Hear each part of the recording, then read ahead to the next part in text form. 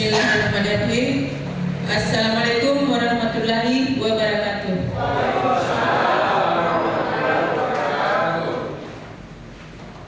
Yang terhormat Kadis P3A P2KB, yang terhormat Lurah Benteng Selatan, yang kami hormati Ketua Tim Penggerak PKK, yang kami hormati Babinsa Benteng Selatan, yang kami hormati para ketua lingkungan yang sempat hadir pada hari ini, kepala lingkungan,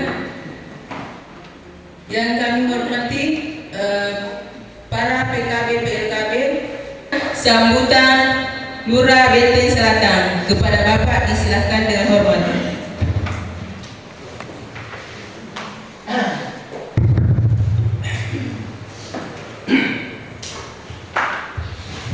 Assalamualaikum warahmatullahi wabarakatuh.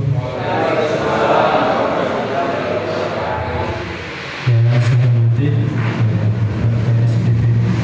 Kadis D3 P2KB Kabupaten Masaya, yang saya hormati Babinsa Kelurahan Benteng Selatan, yang saya hormati Ketua Tim Penggerak PKK Kelurahan Benteng Selatan, yang saya hormati Kepala UPT Wilayah Benteng, Wilayah 2 Benteng, yang saya hormati Kepala Lingkungan Kelurahan Benteng Selatan, serta para undangan kelompok pedagang yang sempat hadir pada hari ini. Puji syukur kita panjatkan kepada Allah Subhanahu wa Ta'ala karena pada pagi hari ini kita bisa berkumpul di tempat ini dalam rangka pertemuan operasional ketahanan keluarga berbasis kelompok kegiatan di Kecamatan Benteng. Salam dan salawat atas junjungan kita Nabi besar Muhammad SAW beserta para sahabatnya. Bapak-bapak yang saya hormati, jadi Kampung KB itu salah satu sebuah wilayah yang setingkat, sekarang itu sudah setingkat kelurahan atau desa, di mana terdapat program yang sudah terintegrasi dan konvergensi di seluruh penyelenggaraannya, baik itu program-program kegiatannya. Jadi kampung kami itu sebagai suatu pendekatan yang bersifat universal. Kenapa bersifat universal? Karena semua diurusi dari A sampai Z. Jadi itu kan yang bersifat universal. Oleh itu dalam penyelenggaraannya perlu keterlibatan semua institusi, semua kementerian, institusi, bahkan dari pusat sampai ke daerah-daerah, bahkan sampai ke tingkat desa dan kelurahan. Karena sebuah pendekatan, maka perlu dibentuk yaitu yang namanya kampung berkualitas. Ini salah satu program pemerintah pusat di mana berfungsi untuk meningkatkan fungsi-fungsi keluarga. Oleh itu pemerintah membentuk kampung KB ini di mana sudah sejak tahun 2016 kalau tidak salah sampai hari ini sudah terbentuk sekitar 43.000 lebih kampung KB di seluruh Indonesia. Oleh karena sebuah program, maka kita di tingkat kelurahan sebagai penyelenggara yang paling di bawah, kita perlu mendukungnya. Oleh itu saya minta teman-teman dari Poktan, Pak Lingkung, Pak RT RW yang sempat hadir ini bisa mendukungnya. Mungkin yang saya sampaikan untuk berkatnya kegiatan hari ini dengan ucapan Bismillahirrahmanirrahim saya buka dengan resmi.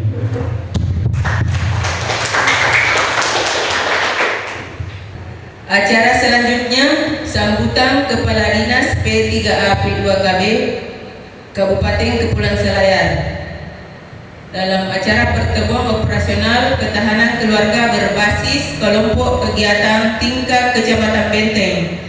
Kepada Bapak disilahkan dengan hormat. Bismillahirrahmanirrahim. Assalamualaikum warahmatullahi wabarakatuh.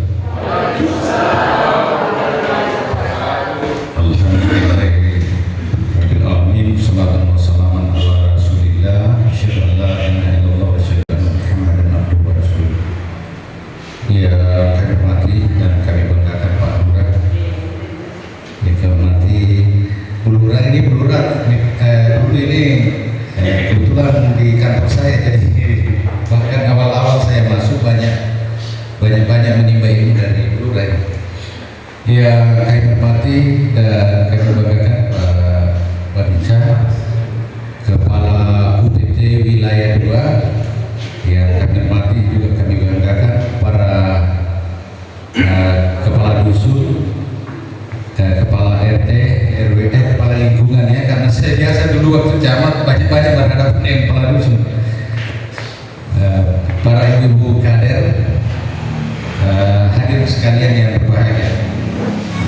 Pertama-tama mari kita bersyukur kehadirat Allah Subhanahu wa Ta'ala, karena di tengah-tengah kesibukan kita, apalagi hari ini hari libur, biasanya kita beraktivitas di tempat yang lain, tapi kita masih menyempatkan diri berada di tempat ini.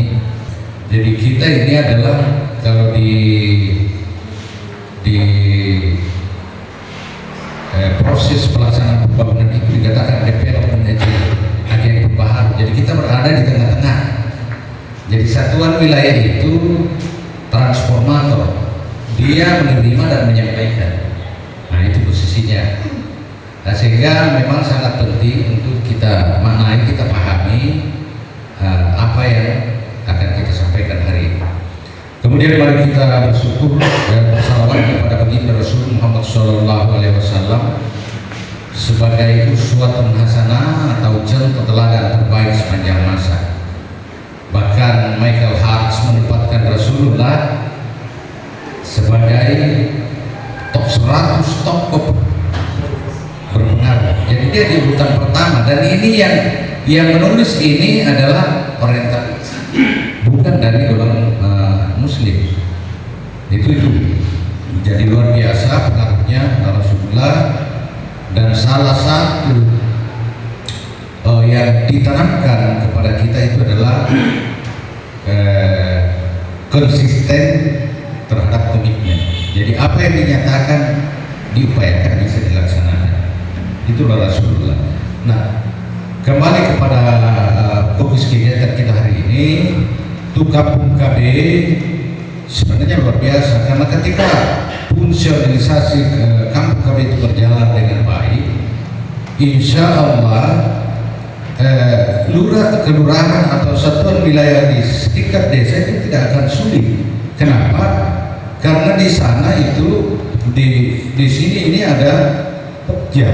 Pokja itu bisa bekerja sebagai perencana sekaligus sebagai aplikator ya, atau pelaksana. Karena kenapa? Makanya detailnya kalau dulu itu namanya kampung KB, tapi tidak lintas sektor tidak mau masuk ketika kita bicara bahwa ini kampung KB. Padahal keluarga berencana itu meliputi. Akhirnya dirubah namanya, nomenklaturnya menjadi kampung berkualitas. Seperti yang disampaikan Pak Lurah.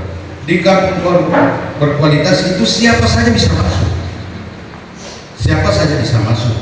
Bisa masuk misalnya kalau di wilayah kita itu banyak masalah sanitasi lingkungan, itu bisa masuk ke dinas kebersihan, bisa memberikan penjelasan, pengetahuan kepada kita. Kalau misalnya di situ banyak masyarakat yang kurang mampu, bisa masuk dinas sosial. Misalnya untuk bagaimana dia melakukan pendekatan sehingga bisa memberikan bantuan. Contoh saja, misalnya kebetulan yang stunting itu adalah masyarakat yang kurang mampu. Ya. Kalau dia kurang mampu, berarti dinas sosial harus masuk di situ. Karena kenapa? Dinas sosial ada program di sana namanya bantuan pangan tunai. Bantuan pangan tunai bagi ibu hamil dan menyusui ada itu.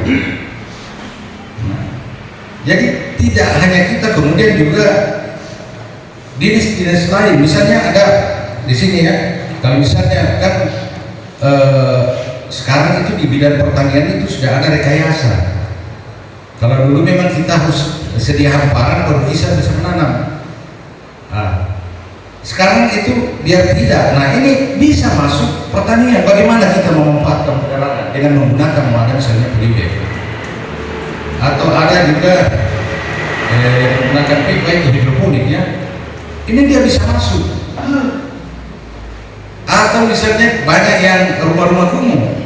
Di sini dia bisa melakukan pencerahan di kampung KBI ini sekaligus mendaftar siapa kira-kira yang layak bantuan.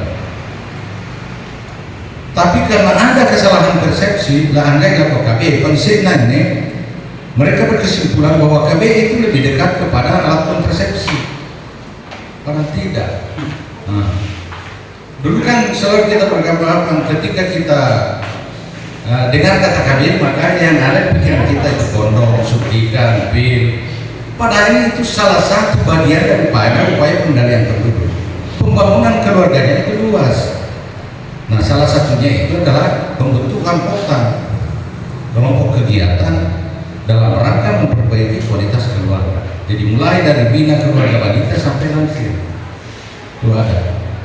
Dan di situ orang semua bisa berperan. Kemudian yang kedua, di kampung KB itu ada rumah dataku. Jadi kalau dulu kan ada di waktu saya dulu lurah dan namanya monografi desa kelurahan, itu tinggal di sini, masuk di situ di rumah dataku. Bukan cuma itu, banyak yang kita bisa lakukan di sini. Itulah kampung KB. Sekaligus juga ya kembali kepada fokus, dia bisa menjadi perencana. Jadi apa yang direncanakan itu di kampung di Pokja kampung KB sudah bisa mewakili rencana kelurahan tahun depan. Di situ digodok karena di situ analisanya lebih tajam. Sebab di kampung KB itu kan sudah meliputi satuan wilayah Pak Liku, RW, RT, ya itu sudah. Jadi dia sudah bisa membuat perencanaan dan nanti apakah perencanaannya itu akan dianggarkan di kelurahan atau saja diteruskan ke tingkat kabupaten. Itu salah satu manfaat daripada kampung KB, kampung berkualitas. Nah hari ini Bapak Ibu sekalian kita akan coba, saya yakin bahwa Bapak Ibu ini sudah tahu ini konsep terkait dengan stunting. Tetapi demikian kalau diulang-ulang lebih bagus lagi karena ini ada dua hal yang menjadi prioritas, pemerintah, yaitu kemiskinan ekstrim dan stunting, penurunan stunting. Jadi penghapusan kemiskinan ekstrim. Baru-baru ini kita bekerja sama dengan Dinas Sosial dan Bapeda sudah melakukan kegiatan di bawah ya. Sudah melakukan kegiatan terkait dengan kemiskinan ekstrim ini, dan sebenarnya tidak banyak kalau miskin ekstrim. Karena kenapa?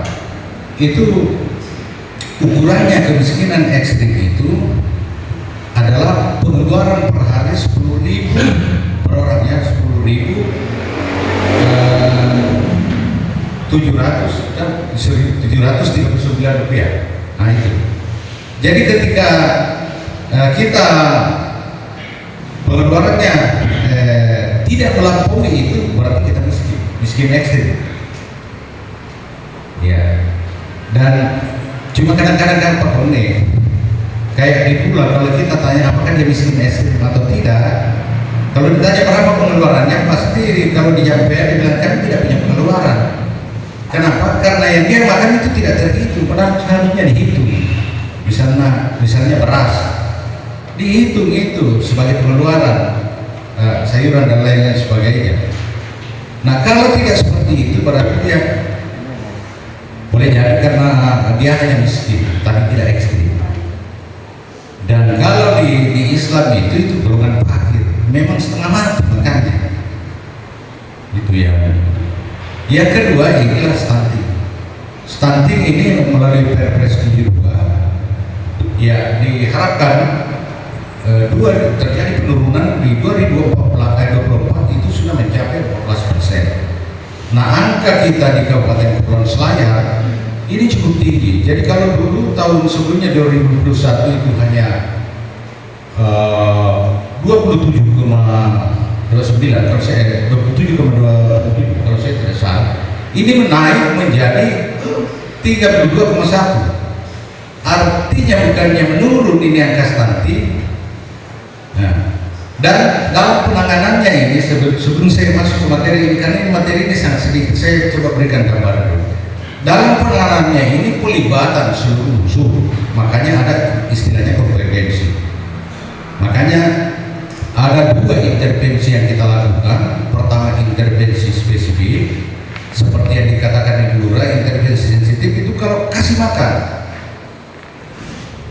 karena intinya itu kalau mau dibuat orang tumbuh, yang lainnya masalah ketersediaan pangan, masalah keluarga yang kurang mampu itu ada di situ, masalah rumah tidak layak huni, masalah ketersediaan air bersih, PU, jadi banyak yang masuk di sini. Inilah yang kita harapkan sebenarnya bisa bekerja bersama.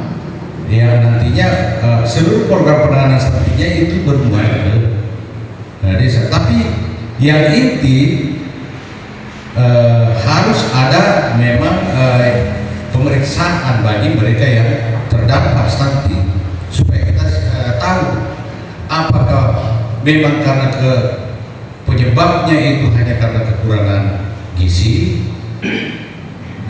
atau memang ada hal lain, ada penyakit. Itu ini sekadar pengantar saja. Nah sekarang kita masuk ke konsep stunting 1000 hari pertama kehidupan. Iya, lanjut ya, lanjut.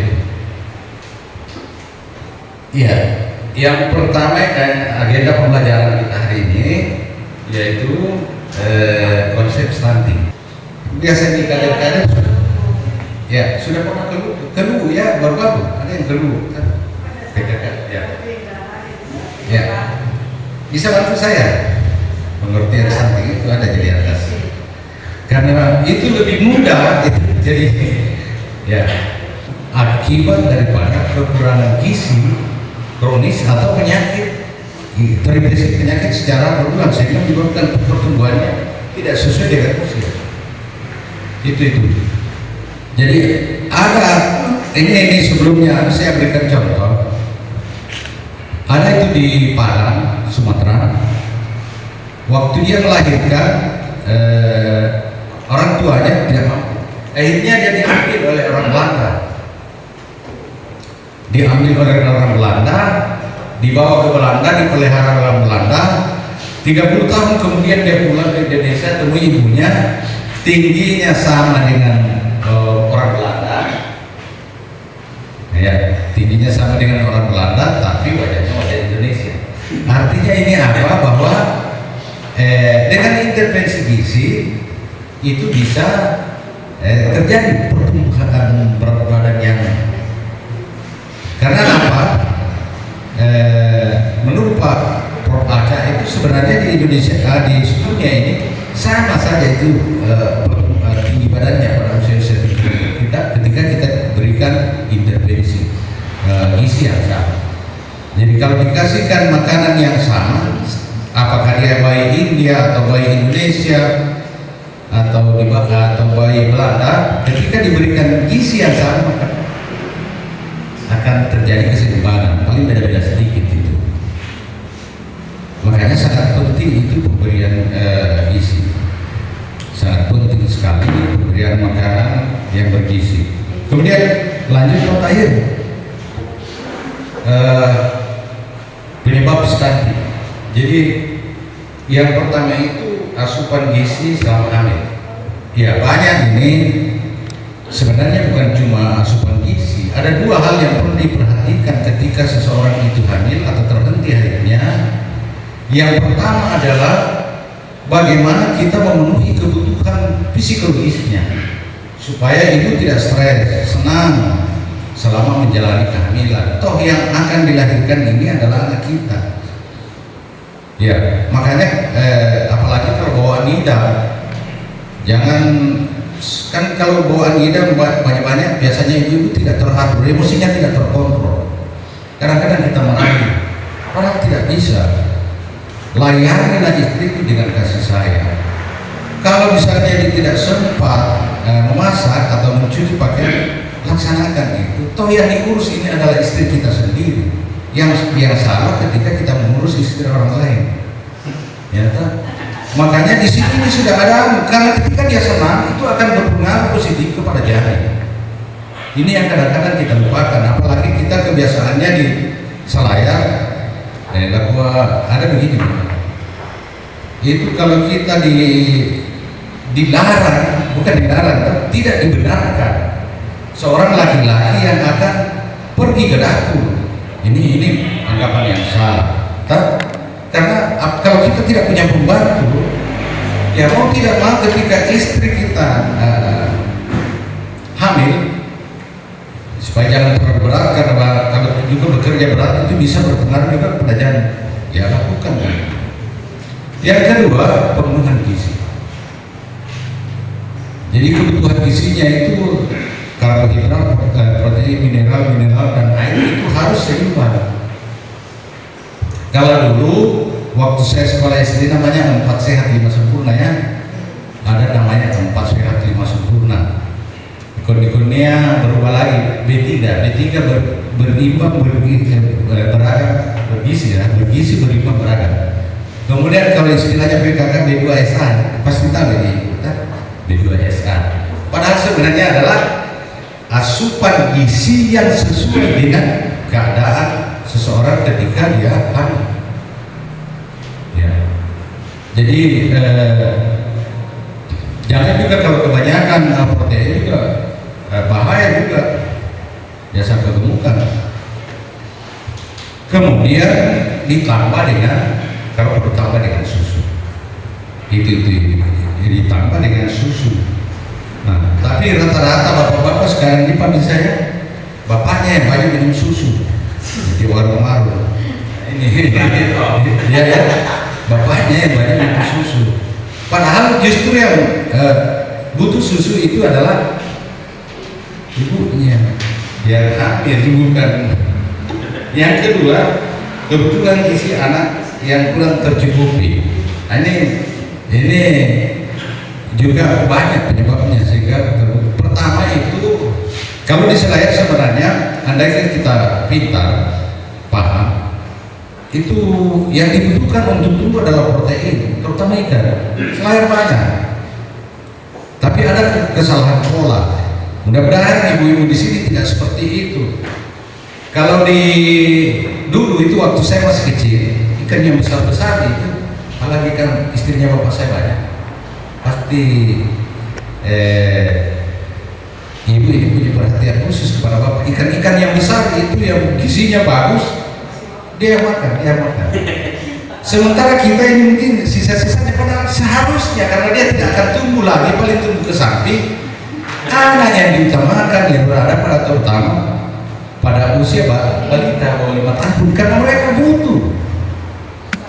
Ya, ini kesalahan ini. Jadi nanti suruh sekali-sekali suruh datang ke sini suaminya supaya saya disuruh, supaya kalau berikan pengertian bahwa menurut penyuluhan di sana seharusnya anak kita yang kecil yang banyak makan ikan yang baik-baik, bukan kita Pak. Mudah-mudahan tidak marah ya. Kemudian ada juga kasihan malu memenuhi gizi.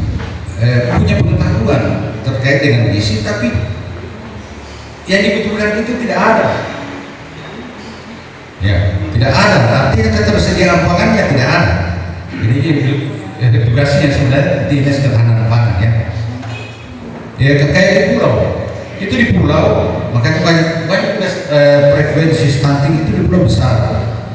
Ya kan sayuran susah, terutama di tangkap daerah masuk juga di wilayah, kalau di Karotoa di Persilang daerah kan ada aja, tapi kalau di pulau-pulaunya sayurannya itu mau dia di mana? Nah, atau bisa jadi karena mereka tahu ingin, tetapi dia tidak punya.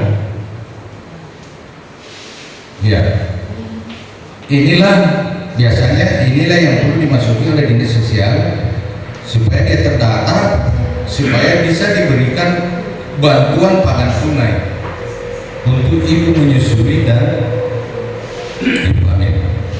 Ya itu. Kemudian selanjutnya dalam ukurannya pengetahuan mengenai gizi. Ini banyak ini yang di. Kalau saya sendiri ini nanti setelah kita baca-baca, yang penting kenyang. Mau teratur, mau berimbang apalagi kalau daging itu misalnya pencinta daging, apalagi daging besar, penting makan sebanyak-banyaknya. Kita tidak berpikir lagi bahwa ada dampaknya. Nah kebanyakan makan protein hewani itu bisa terjadi ya kegemukan, obesitas. Nah ini hati-hati ini. Nah, makanya tetap harus pengetahuan. Inilah yang kita sarankan supaya mereka ke posyandu, dan bagi ibu-ibu yang memiliki balita supaya melakukan konsultasi dengan petugas gizinya. Apalagi pada saat sehamil kan diperiksa itu. Pada saat ditanya, Bu, kira-kira apa yang cocok dengan saya ini? Bagaimana nih? Kan ada takarannya itu. Jadi kan berdasarkan berat badan ya. Tidak sama yang gemuk tinggi, kebutuhan gizinya dengan yang ya, jadi konsultasikan nanti di posyandu. Masalahnya kemudian banyak yang tidak datang, kayak di pulau itu EPPBM kita repot setengah mati karena bulan ini datang, bulan berikutnya tidak datang, bulan berikutnya tidak datang. Data yang digunakan itu adalah data 2 bulan sebelumnya, maka stunting lah dia. Ini juga Pak Binsa melalui kesempatan yang luar biasa ini, kita berharap bahwa Pak Binsa bisa membantu kita dalam rangka kehadiran itu. Makanya waktu saya komunikasi dengan Pak Padan Ramil, tolong itu jadwal posyandunya disampaikan ke Pak Binsa supaya dia bisa bantu kita kalau misalnya tidak hadir, karena ini untuk kepentingan mereka. Indonesia ke depan butuh generasi emas yang akan menjadi pelanjut, apalagi memang tingkat persaingan itu semakin hari semakin tinggi, maka dibutuhkan orang-orang yang memiliki kecerdasan dan keseimbangan fisik yang baik. Jadi kita berharap melahirkan generasi emas. Kemudian sekarang itu kan banyak tutorial di medsos ya, di YouTube. Kalau mau bagaimana itu pemenuhan gizi yang baik. Kalau bertanya gizi, persoalan gizi sama saya, pasti saya tidak tahu karena sekolah saya sosial pemerintah. Ada ahlinya, makanya ada, dan ini sudah teknis sekali dan ada memang ahli gizi. Kemudian selanjutnya adalah kurangnya pengetahuan dan keterampilan ibu dalam pola asuh anak. Nah, makanya ini hari ini sangat tepat sekali. Kadang-kadang kan begini, saya berikan contoh. Ada di kampung itu dia punya anak rapat, rumahnya di depan sungai, rapat, biar berak dia biarkan. Anak-anaknya biarkan, nanti sore baru dia kumpul anak-anaknya bawa ke sungai baru dia bersihkan. Ini kan pola asuh yang salah ya. Pola asuh yang artinya perhatian itu kurang. Kalau banyak, apalagi banyak kesibukan. Ini besar sekali di pola asuh ini. Karena apa? Si konflik mengatakan begini. di bawah 5 tahun itu, ya, itu kita seperti menulis di batu. Apa yang ibu-ibu atau bapak-bapak tulis kepada anaknya, itulah yang akan terekam. Jadi ketika kita sering membentak-bentak anak sampai gagal, ya, dia juga akan bentak-bentak kita.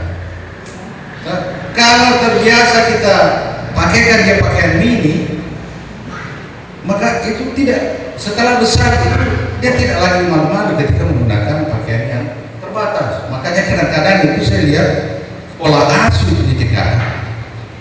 Saya bilang, apa ini ya? Kenapa sampai seperti ini? Misalnya anak-anak TK disuruh menari dengan pakaian mini, diperlihatkan itu. Nah itu nanti membekas itu. Dia tidak risih lagi ketika dia memakai pakaian begitu. Makanya ditenangkan itu sejak dini, karena seperti menulis di batu. Hati-hati ya, hati-hati. Nah, pola asuh ini menentukan, dan kita sudah punya wadah, namanya Bina Keluarga Wanita, sudah aktif ya. Nah, ada kakaknya, kartu kembang anak. Ya, ini begini nih. Kalau ada dua sebenarnya untuk melihat pertumbuhan anak itu, pertumbuhan fisiknya, baik berat badannya maupun tinggi badannya, itu di posyandu. Nah, apakah dia sehat, pertumbuhannya bagus atau tidak? Ukurannya di situ di posyandu dilihat. Kalau untuk melihat kecerdasannya, kognitifnya itu di BKB, makanya itu di BKB ada alat permainan edukatif. Jadi ada alat permainan edukatif yang disesuaikan dengan umur. Nah, makanya ada kelompok umur, ada kelompok 0 sampai 1 tahun dan seterusnya. Di situ dilihat permainannya itu, kan misalnya ada alat permainan, kenapa dia belum bisa? Ya seharusnya dia sudah bisa. Atau misalnya rangsangan fisik, pada usia sudah tentukan anak sudah bisa merangkak, ya sudah bisa. Ada yang belum, padahal seharusnya berdasarkan umur ini dia sudah bisa merangkak. Kenapa tidak bisa merangkak? Berarti ada masalah di tumbuh kembangnya anak ini. Ada masalahnya. Tapi kita tidak pusing melihat ini, seharusnya kan sudah ada konsultasi. Kita tidak pernah pusing, yang kita pusingi ketika bapaknya tidak merangkak. Nah ini yang bahaya ini. Kalau Pak KG ngeram dengan kita, Pak KG kalau kita tidak. Nah, jadi datanglah ke posyandu, Pak, Bina Keluarga kita. Bahkan kita tahu kenapa ini anak tidak mau bergaul dengan temannya. Ada anak-anak ya, kebetulan ada anak yang saya ambil, Ampung Kujerewa Guna Daiko. Waktu saya ambil pertama, ketika dia mendengar suara besar, mesti begini mendengar, dia lari sembunyi. Saya tidak tanya, akhirnya saya tanya tetangganya orang tuanya, kenapa seperti ini? Ternyata kan dua anaknya bersusun itu, susun rata. Ini anunya, dia kan anak pertama, ada lagi lahir anaknya.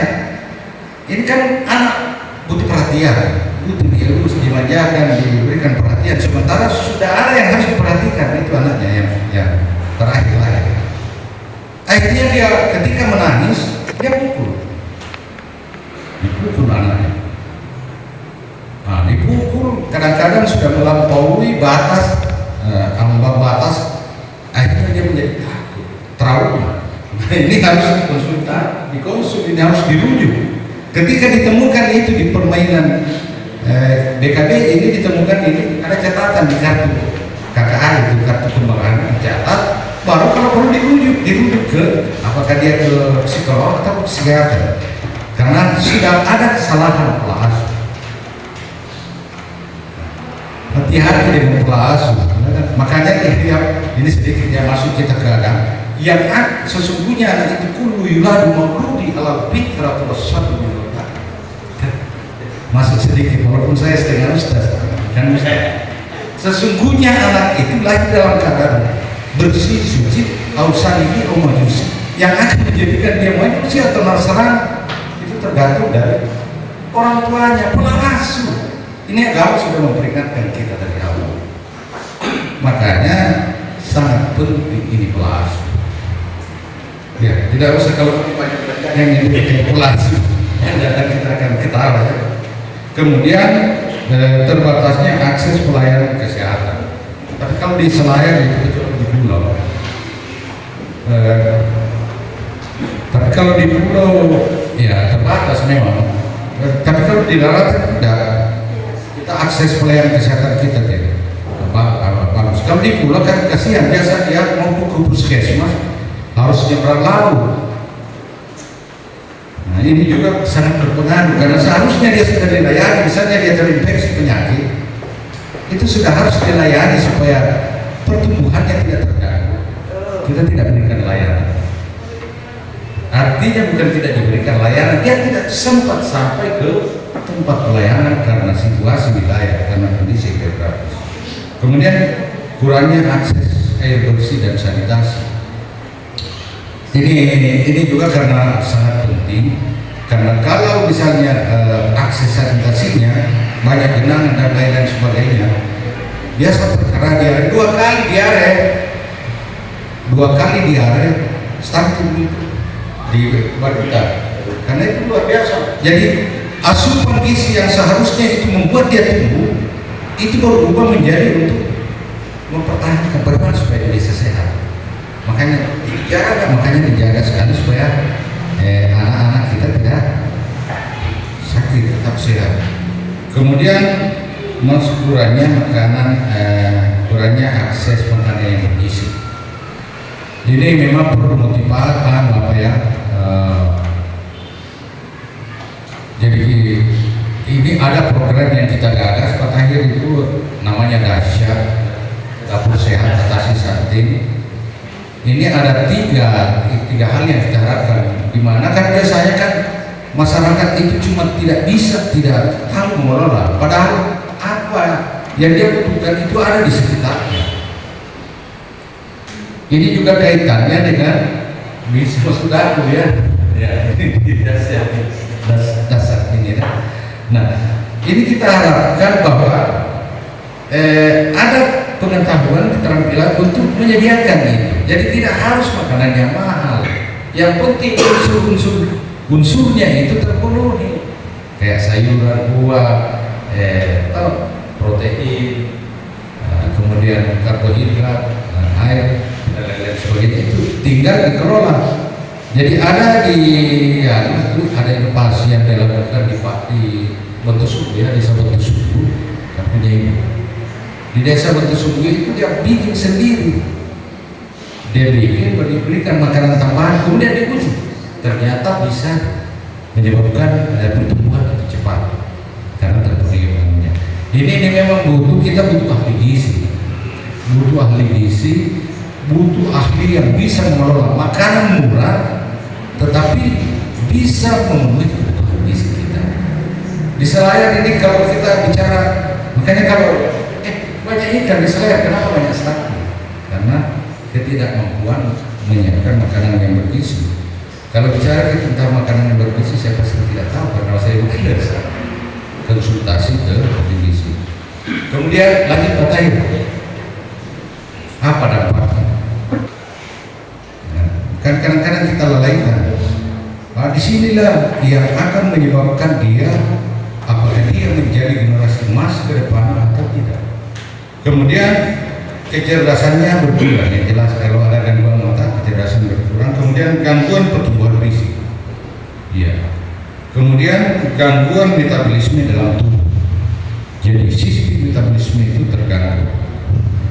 Kemudian dampak jangka panjangnya adalah menurunnya kemampuan kognitif dan prestasi belajar. Jadi kalau dia kekurangan gizi terutama di bawah 2 tahun itu biasanya istilahnya bahkan maksudnya dia lambat menyerap ilmu di sekolah ya. Ini banyak yang biar semua mati diajar memang susah masuk. Ya, kemudian menurunnya kekebalan tubuh. Ya, ini juga kalau gizinya pada saat sering pertama kehidupan ini tidak terpenuhi kebutuhan gizinya, gampang sakit. Atau besok kena air hujan sedikit demam. Apalagi kalau dia ke daerah endemi di sekitarnya itu malaria, kena saja sedikit sudah sakit. Capek sedikit, kalau lagunya capek sedikit tidak mengapa. Tapi kalau ini capek sedikit sakit. Begitu itu Pak ya. Kemudiannya resiko memiliki penyakit diabetes. Jadi ini masalah. Iya. Silakan Pak Tahir. Jadi meningkatnya risiko memiliki penyakit diabetes, obesitas, penyakit jantung, pembuluh darah, kanker, stroke, dan disabilitas pada usia tua. Jadi ini kita tidak sadari ternyata nanti di belakang hari muncul beberapa penyakit karena sistem imun kita kurang bagus, kekebalan tubuh kita tidak terjadi.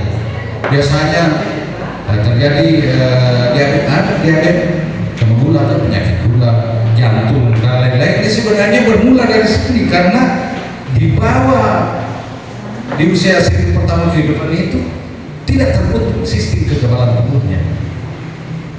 Makanya nih, andai kan kita tahu, kalau lagunya andai kan aku tahu atau ada begitu. Nah, andai kan kita tahu dari awal, seharusnya kita tangani anak kita. Kita ingin bahwa anak kita jauh lebih baik daripada kita. Tapi kan karena pengetahuan kita yang terbatas. Lanjut kata itu. Kemudian pencegahan stunting. Yang pertama itu adalah memenuhi kebutuhan gizi sejak remaja. Jadi ini dan hamil. Ada programnya pemerintah di Dinas Kesehatan itu pemberian tablet tambah darah bagi remaja di sekolah. Tapi sampai di sana dia buang, remaja ini dia buang. Minum pertama tidak nyaman, tidak enak. Ya, biasanya itu obat kan memang tidak nyaman, tapi akibatnya baik bagi kesehatan. Kadang-kadang pahit, tapi baik bagi kesehatan.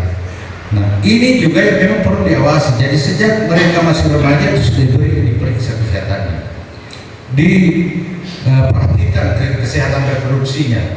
Ini juga ada memang tugas kita itu di Bina Keluarga Remaja salah satunya ini. Kemudian juga di Dinas Kesehatan itu ada program terkait dengan upaya bagaimana memberikan pemahaman dalam rangka menjaga supaya reproduksi remaja kita baik, supaya ketika dia menjadi ibu dia baik, sudah sehat. Jadi seperti yang memang siap untuk melahirkan karena secara fisik. Cukup demikian juga walaupun begitu harus juga diperhatikan jangan terlalu muda, karena itu ketika dia masih usia anak di bawah 19 tahun itu kalau berdasarkan perkiraan, tapi yang sehatnya itu adalah 20 tahun. Sehatnya 20 tahun karena dianggap sudah alat reproduksinya sudah matang, pertumbuhannya sudah optimal. Nah, ini juga tetap diperhatikan ya. Jadi jangan buru-buru kasih kawin anak. Nah, jangan buru-buru kasih kawin.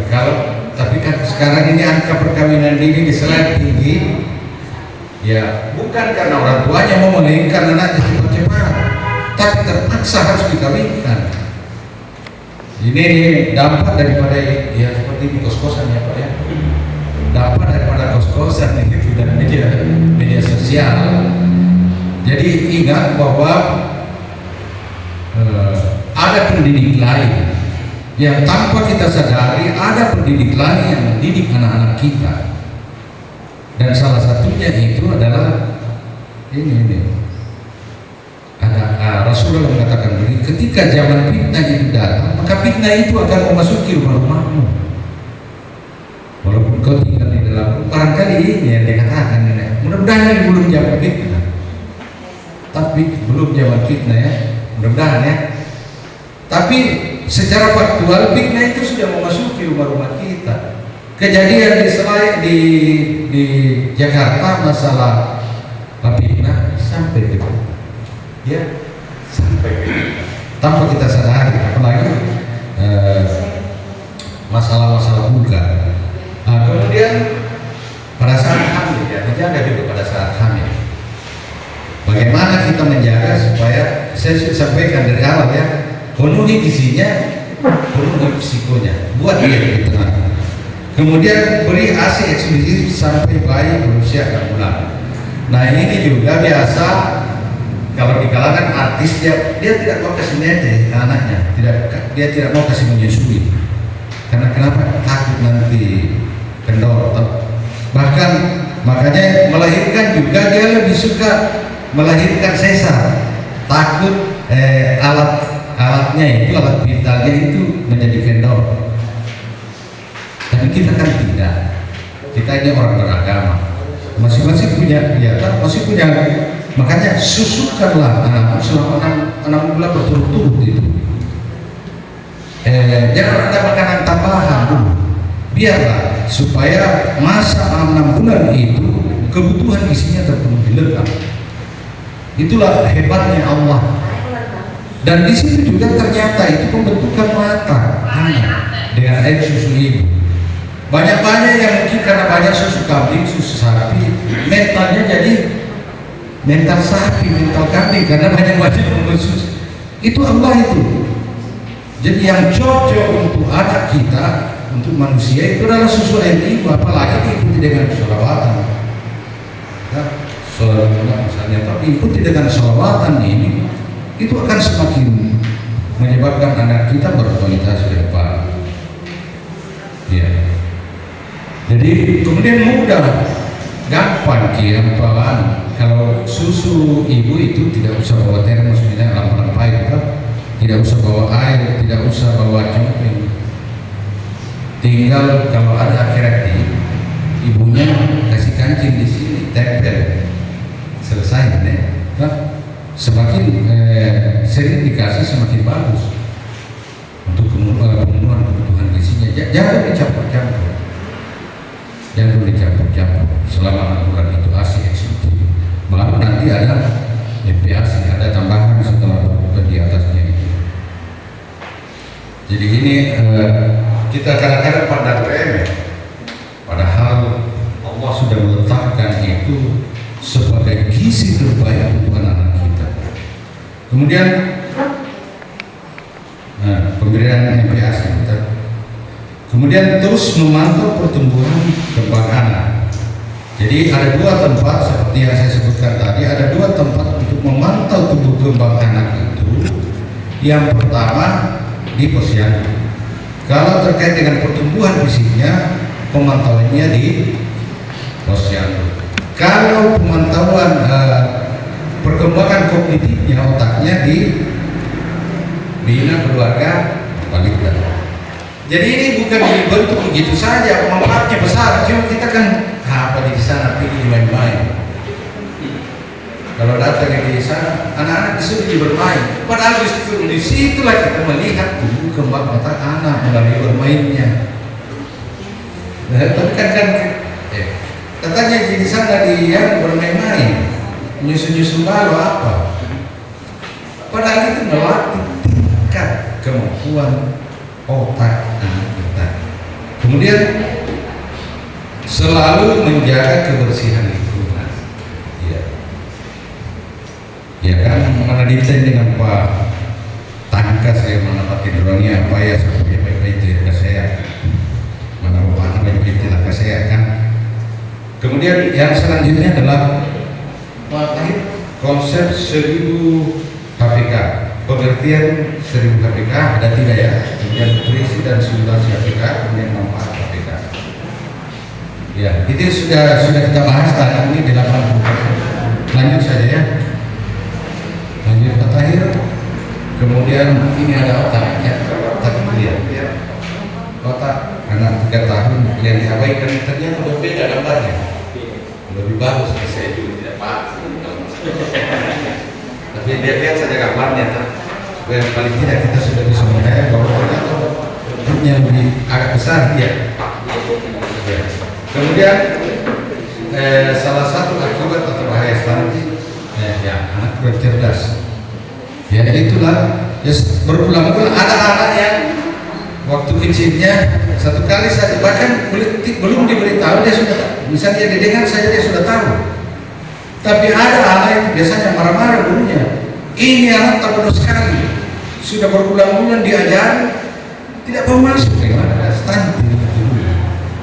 Jadi kognitifnya tidak berkembang dengan baik.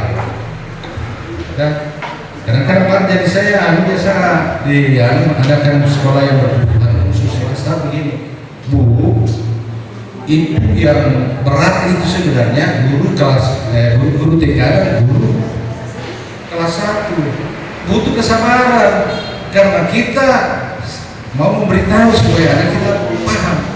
Jangan salah sedikit main pukul atau marah-marah. Itu memang beda mendidik dan mengajar. Beda.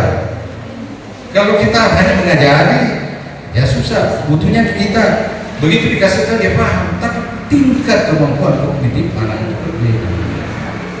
Bahkan ketika kemampuannya terbatas, anak itu makanya itulah yang dimasukkan di sekolah luar biasa, SMP ya. Butuh kesabaran itu menjadi guru taman kanak-kanak dan guru kelas 1 taman kelas 1. Kalau kelas 6 gampang karena orang sudah paham, toh. Ya lanjut pertanyaan.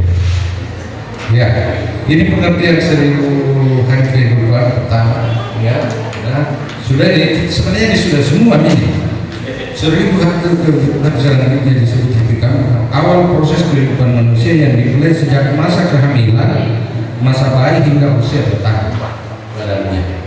270 hari dalam kandungan, ya, kemudian 730. Kemudian pentingnya PK, ya. Yang pertama, anak mengalami pertumbuhan otak dengan sangat pesat pada masa 1000 pertama kehidupan ini. Jadi makanya diperhatikan karena di sini lah ini tumbuh otaknya cepat di kurun waktu 1 sampai 0 sampai 2 tahun ini. Karena di sini 80% otaknya terbentuk, gizinya harus betul-betul dipenuhi.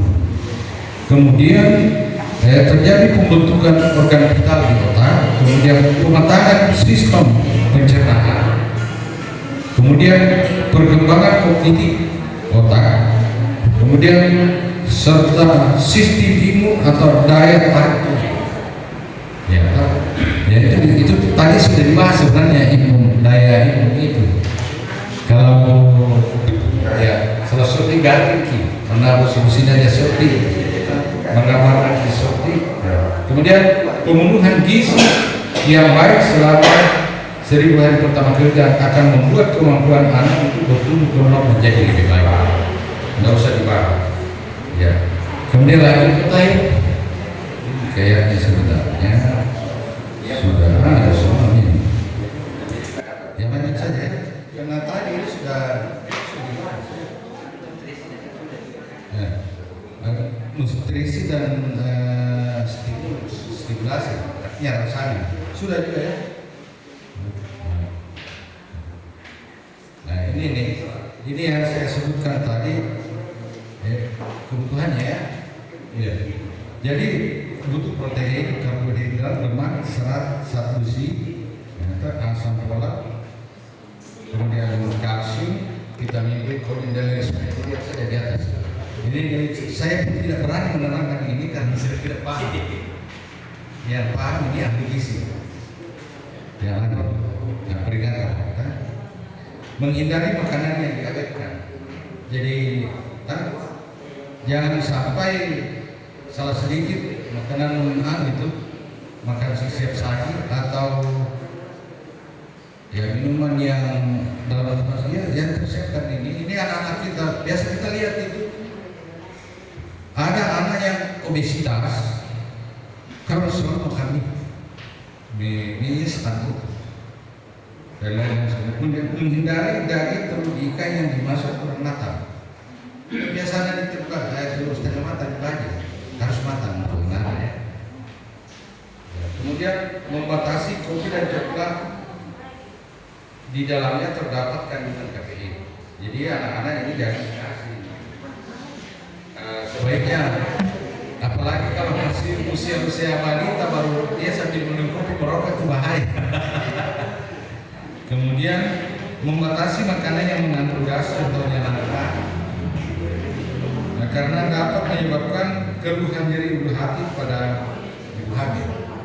Ya, Anda temui ada nangka atau diri ya biasa kan pelangani. Ini kakak apa dia ini jatuh pernah belakang kan? Ya, ini di sekolah ini apa? Ini nangka. Ada dia orang Ida driver di Batu-Mata yang dari Pokapun lah. Mereka dari Kulitero. Yang kebiasaan rada di Kulitero nya berpalu. Nanti Kulitero terpaksa tulu hijau puluh-puluh. Dua awal bagi lapang sampai lumah. Ini bawaannya gitu. Ya, membatasi konsumsi makanan ringan seperti ya kalau sebenarnya lebih sehat kalau ada Pak Dokter Mansur yang ahli darah, Prof Mansur, ahli darah. Dia itu saya selalu sama-sama. Dia tidak minum kopi, air putih. Nah, jadi kalau saya sama-sama main bulu tangkis, dia biasanya itu dia tidak pernah keluar selama main. Kita yang merokok minum susu minum apa ya tepat. Kemudian manfaat 1000 KPK memenuhi nutrisi optimal pada saat ya, kemudian ya berencana itu keren, apapun yang direncanakan dan itu berhasil luar biasa. Nah, mudah-mudahan dengan materi yang singkat ini paling tidak bisa memberikan pengetahuan kepada kita dan bisa disampaikan kepada orang lain. Ya memang berbeda kalau yang bawah 5 tahun mereka seperti menulis di batu. Kalau kita ini seperti menulis di air, mudah terhapus. Tapi kalau masuk di telinga kiri, keluar di telinga kanan masih bagus, berarti masih singgah di otak. Tapi kalau dia masuk di telinga kiri, keluar di telinga kiri bahaya. Mudah-mudahan pertemuan kita hari ini tidak seperti itu. Dan jika sekiranya dalam penyampaian saya, mungkin metode yang saya lakukan atau gaya komunikasi yang saya lakukan ada hal-hal yang bertentangan dengan nilai, kepada nyaman saya mohon maaf. Semata-mata ini kita lakukan untuk bagaimana menggairahkan, paling tidak untuk memberikan perhatian supaya ada yang kita bisa serap dari pertemuan kita ini. Demikian yang dapat saya sampaikan. Mohon maaf atas kekurangan. Wassalamualaikum warahmatullahi wabarakatuh.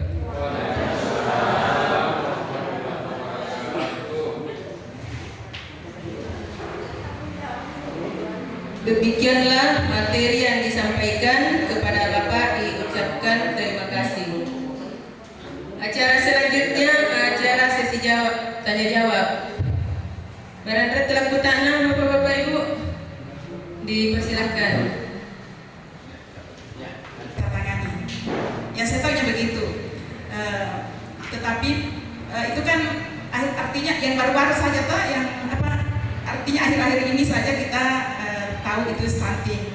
Nah, bagaimana upaya kita dalam hal ini itu yang sudah terlanjur, artinya stuntingnya tidak dapat diatasi karena sudah lewat usianya, entah perbaikan gizinya atau bagaimana. Dalam hal ini itu yang saya tanyakan, bagaimana penanganannya, karena dalam hal ini anak-anak itu adalah generasi penerus bangsa. Pastinya itu juga kita tidak bisa abaikan.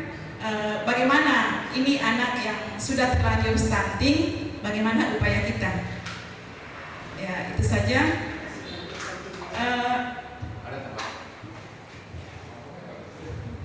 Ya, silakan. Bismillahirrahmanirrahim. Assalamualaikum warahmatullahi wabarakatuh. Terima kasih atas kesempatan yang diberikan. Saya tertarik dengan yang tadi yang masalah mempunyai visi yang perlu saya sampaikan bahwasanya dilihat dari situasi dan kondisi masyarakat di Indonesia khususnya banyak yang capek-capek. Untuk itu barangkali yang menangani gizi ini kita perlu belajar, kita perlu mengambil sampel dari Belanda barangkali supaya pemberian gizinya itu sama dengan pemberian gizi di Belanda, supaya orang-orang di Indonesia tidak cepet-cepet lagi, suka agak tinggi, jadi bodoh-bodoh. Ya mungkin itu perlu dijadikan sampel dari Belanda untuk menambah masyarakat Indonesia menjadi orang tinggi dan Belanda. Yang kedua, bagaimana apakah stunting ini cuma bisa terjadi pada anak wanita saja? Bagaimana kalau terjadi pada orang-orang dewasa misalnya sudah besar? Bagaimana cara menanganinya? Sekian, assalamualaikum warahmatullahi wabarakatuh.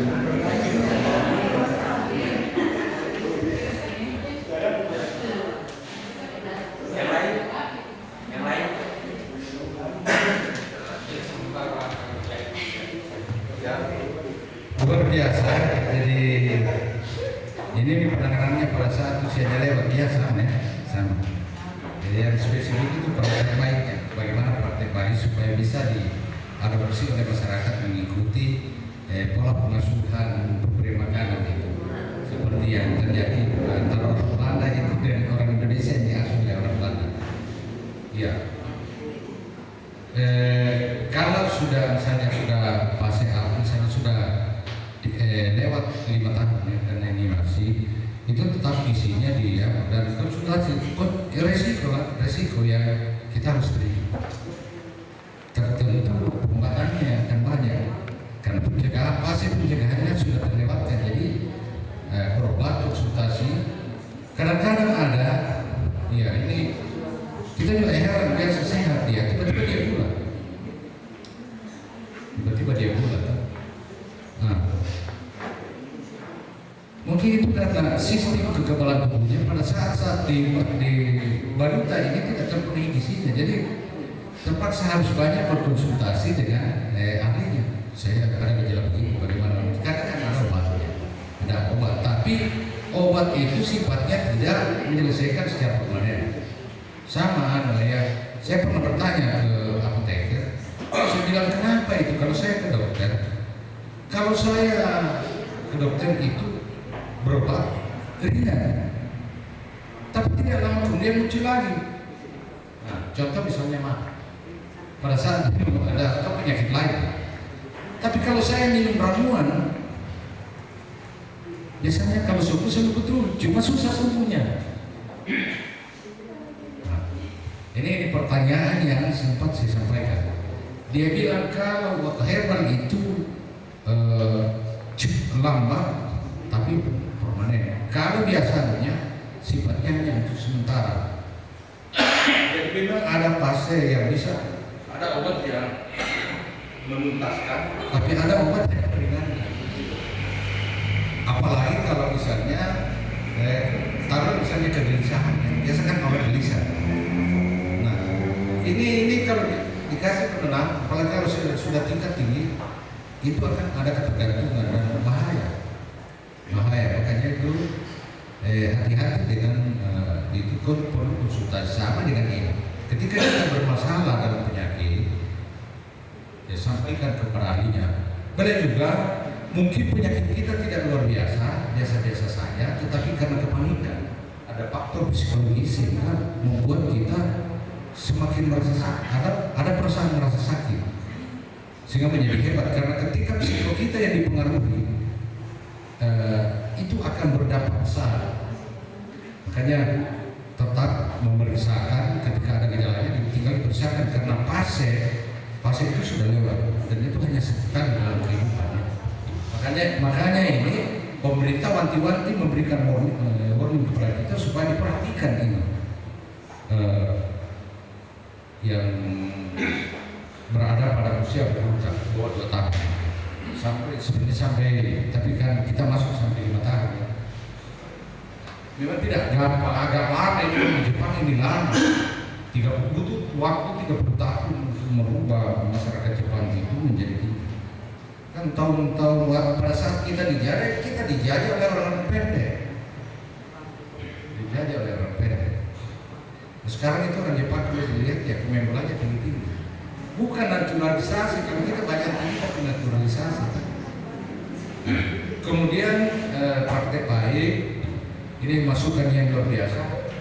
Mudah-mudahan kita bisa anggarkan itu dan kita melakukan praktek baik untuk penanganan ini. Misal ada di misalnya pemberian tanah misalnya nggak usah sampai dia tumbuh besar kan? 3 bulan saja karena itu pemberian makanan tambahan untuk pertumbuhan tinggi badan itu kalau hanya 1 bulan saja ya cukup. Harus 3 bulan baru orang tumbuh baru bisa diukur pertumbuhan. Mudah-mudahan ini bisa menjadi masukan yang luar biasa. Ya, saya rasa ini ya yang dapat saya sampaikan karena pertanyaannya ibu dengan ini sama ya. Ya, kembali ke Pak Tay. Iya, terima kasih Bu. Masih ada? Iya.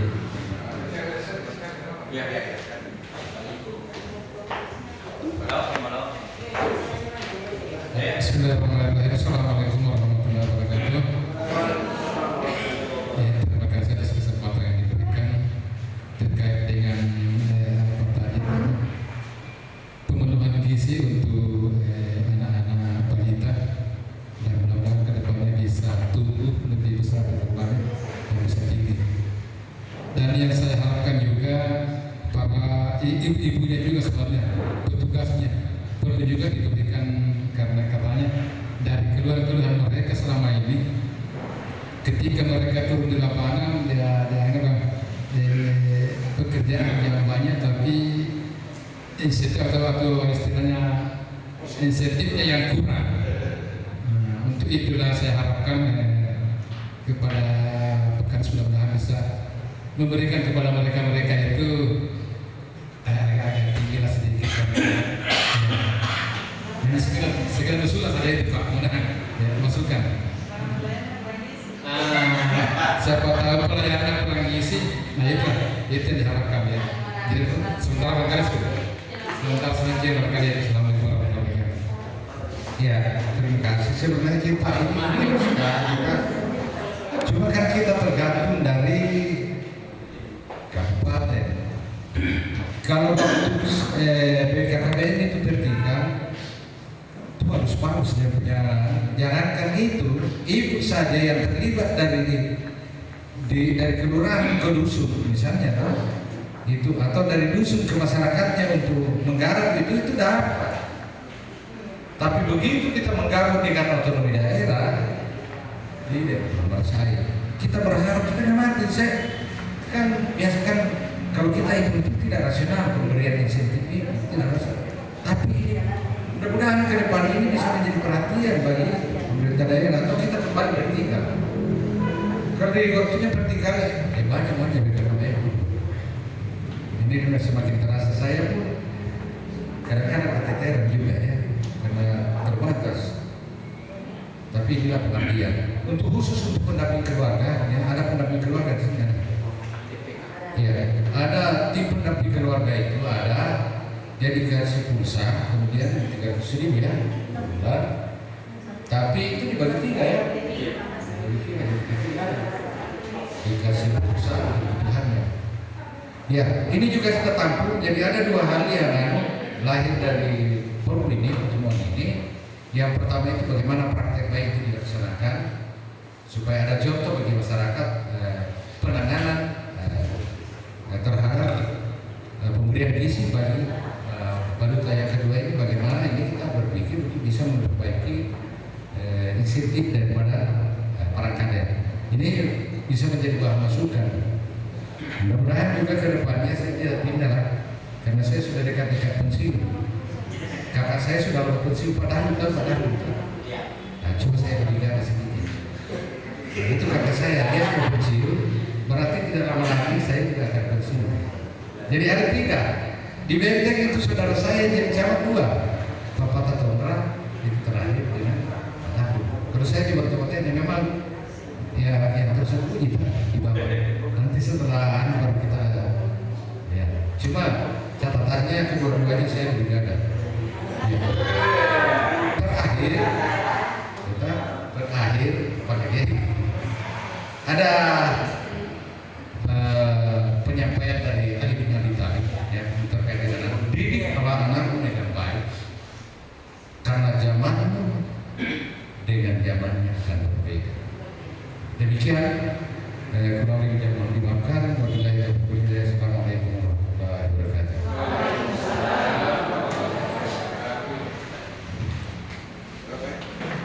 Baiklah, kalau sudah tidak ada yang mau bertanya, marilah kita tutup acara kita pada hari ini. Semoga apa yang disampaikan bisa memberikan manfaat bagi kita semua. Demikianlah akhir kata kita ucapkan. Wabillahi taufiq wal hidayah. Wassalamualaikum warahmatullahi wabarakatuh.